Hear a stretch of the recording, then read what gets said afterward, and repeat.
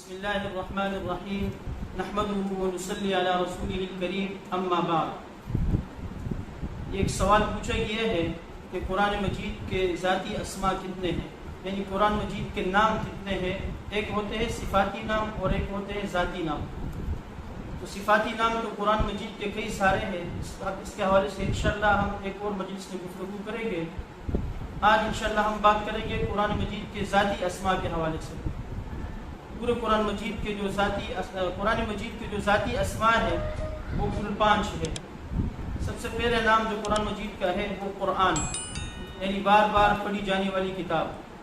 دوسرا نام ہے فرقان، اس کا مطلب ہے اچھے اور برے، بدتر اور بہتر، حق اور باطل کے درمیان امتیاز اور تفریق کرنے والی کتاب۔ تیسرا نام ہے قرآن مجید کا ذاتی نام الکتاب، یعنی مرتب اور منظم صورتوں اور آیتوں کی شکل میں تلاوت و احکام اور قوانین کا مجموعہ۔ چوتھا نام ہے قرآن مجید کا ذاتی نام ذکر، یعنی ناقابل فراموش اور جو ذہن میں جلدی نصیحت آ جاتی ہے اس کو ذکر کہتے ہیں۔ اور 5واں نام ہے تنزیل۔ اب ان میں سے ہر ایک، یعنی قرآن مجید کے جو ذاتی اسماء ہے یہ کتنی دفعہ استعمال ہوئے ہیں۔ قرآن مجید کا سب سے پہلے یہی نام ہے، یہ پورے قرآن مجید میں قرآن اور قرآنہ کا لفظ، یعنی قرآن اور قرآنہ یعنی بغیر کسی ضمائر کے علاوہ کل 68 دفعہ استعمال ہوا ہے۔ دوسرا نام تھا فرقان، تو یہ پورے قرآن مجید میں فرقان اور فرقانہ یعنی بغیر کسی ضمائر کے 7 دفعہ استعمال ہوا ہے۔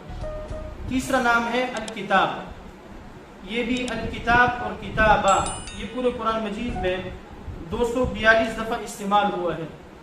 چوتھا نام ہے قرآن مجید کا ذکر، یہ ذکر کا لفظ اور ذکرہ کا لفظ بغیر کسی ضمائر کے، یعنی ذکر کا، اس کے علاوہ صرف ذکر کا لفظ یہ قرآن مجید میں کل 63 مرتبہ استعمال ہوا ہے۔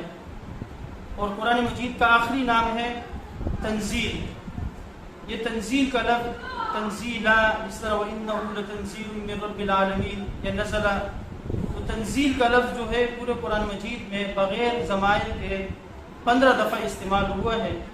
تو یہ آج کے حوالے سے گفتگو تھی۔